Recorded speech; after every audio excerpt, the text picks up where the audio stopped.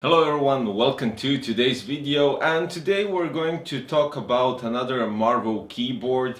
Basically, last time we talked about TKL version, and today we have the Marvo BigBang P1 keyboard, which codename is basically KG965G.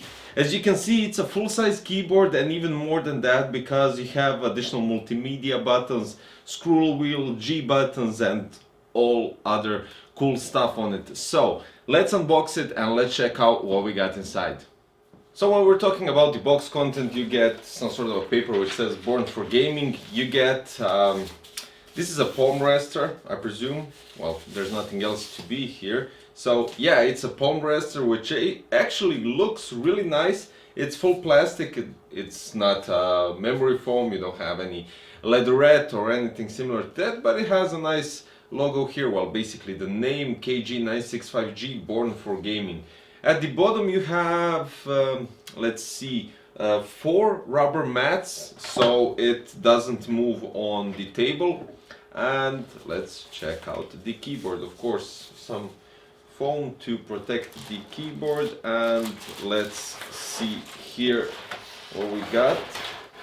Okay, so you get a keycap remover, you get KG965G mechanical gaming keyboard. This is some sort of an instruction manual and how to install and set up the application. And here we have the keyboard in all its glory. So check it out. This is really interesting because first of all you have one USB connectivity, and at the back of the keyboard, let me just twist this around. And at the back of the keyboard you have 2 USB ports, which is quite interesting because they have only one. Usually manufacturers, when they add a USB port to your keyboard, just to avoid any interference with the USB ports on the keyboard, they actually make 2 USB ports. So that's something different, and basically I would say a precaution just so you don't have any lag on while typing or gaming or anything similar to that. Now, as I stated at the beginning of the video, you have from G1 to G6 buttons, but G1 is a bit separated from the G2 to G6. Nevertheless, it's in silver color, and the keycaps, the part where you actually have the lettering, is see-through, so most likely RGB. At the top of the keyboard you have the M1, M2, M3, M4 and M5. These are all memories that you can store your most likely the macro buttons, which is really cool. So you can have 5 memory profiles and store them here, and basically have everything individually set for each profile. On the far right side you have multimedia buttons, which are stop, fast backward, fast forward, play and pause, and you have a scroll, well, it's not a scroll wheel, you have a wheel that you can adjust your volume, which is really nice. And now, taking into consideration that we have here an FN button, of course we have separated buttons which can be used for additional functions. So on F1 to F4 you have standard like additional screen, internet browser, email, calculator. Then we have from F5 another multimedia key section, and basically from F9 to F12 you have the multimedia part for adjusting the volume. Honestly, you don't need those since you have all the separated and additional multimedia keys on the far right side, which is really cool because you don't have to, use the FN plus some of the buttons. So yeah, okay. Now you also have the possibility to engage game mode with the FN and Windows. So you lock your Windows key and other keys that might kick you out of the game, which is really good because then you can focus on the game.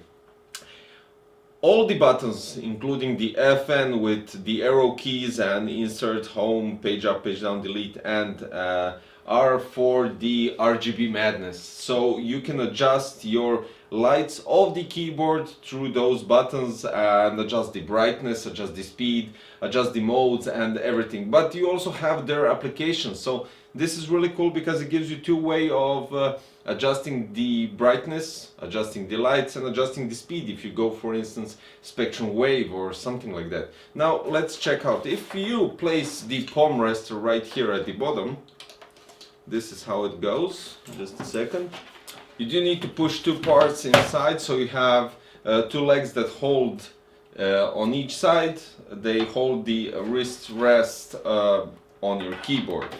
And basically at the back you have two additional legs, which when you take them out, it kind of gives you a more natural angle of the keyboard, giving you some sort of a nice way of typing, and I would say it really is. Now the keycaps are really cool, and they don't look like they would stain after a while using it. They're not glossy, they're some sort of a matte black, and they're definitely not PBT double shot, but they're still quite sturdy and durable, I would say, just because of the looks and everything. Now when we're talking about the switches, we have Outemu blue switches.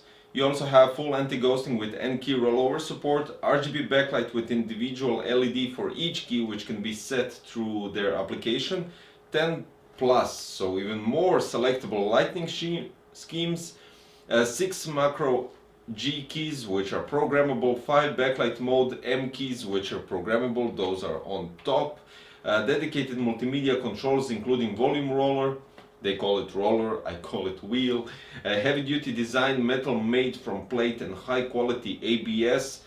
This is what I was talking about, the keycaps. They aren't PBT double shot, but they're definitely more quality than those glossy ones which will stain after using them for a while. Slim frame, I have to admit it is a slim frame, but the keycaps, since they're standard size, they kind of raise up the keyboard and everything, but still quite cool. And advanced customization software with key illumination, macros, rebind keys and more. Now since we already tested the Outemu blue switches, I'm just going to go quickly through those and typing with them, and just to see is there anything different, do they make any echoes on this keyboard, because each keyboard has a different chassis, different body, and if you use the same switches, for instance, on two different keyboards, you might hear some echoing from the base plate of the keyboard. So let's check it out.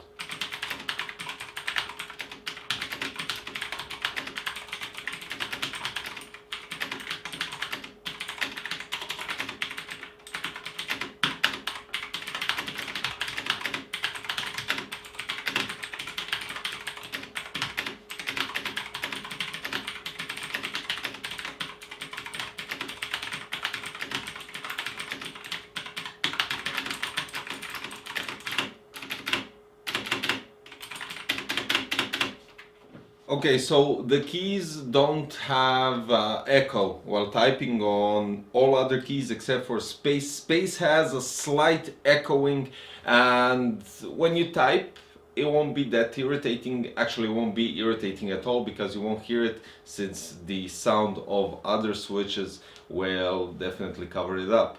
The space only makes a bit of an echoing, and it has stabilizers on both sides, so it won't be any wobbly. The rest of the keys are also pretty fixed, so you won't have to worry about anything concerning the wobbliness or anything similar to that. Even the shifts, caps lock, enter is a bit wobbly, but I wouldn't take that too much serious. Now the whole keyboard lights up. You even have an RGB light at top, but the one thing that shines differently are the buttons from M1 to M5, G1 to G6, multimedia buttons, and you have 3 indication lights from num lock, screw lock and caps lock, and the Marvel logo shine red. Everything else is basically how you manage it, so you can go with fixed colors, you can go with RGB spectrum and everything else.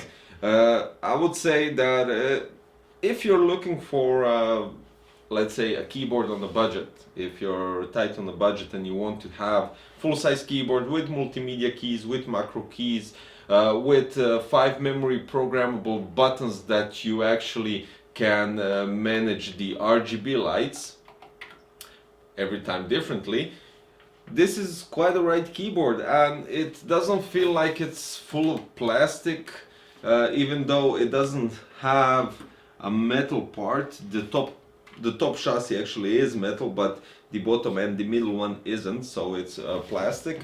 But I wouldn't take that into a negative at all. The keyboard looks quite alright. I love the functions and the separated multimedia keys, which is quite alright. And I would say for a big size keyboard, for full size keyboard basically, that multimedia keys are a must. So guys, check the links below for Black Friday deals. So yeah, they have some special discounts for you guys, so check the link in the description. And don't forget to like the video, subscribe for future content, and comment your thoughts below on the keyboard. I would say it's a really neat keyboard for the price you're going to pay. So check it out, check the links below, and I'll see you in another one. Bye bye.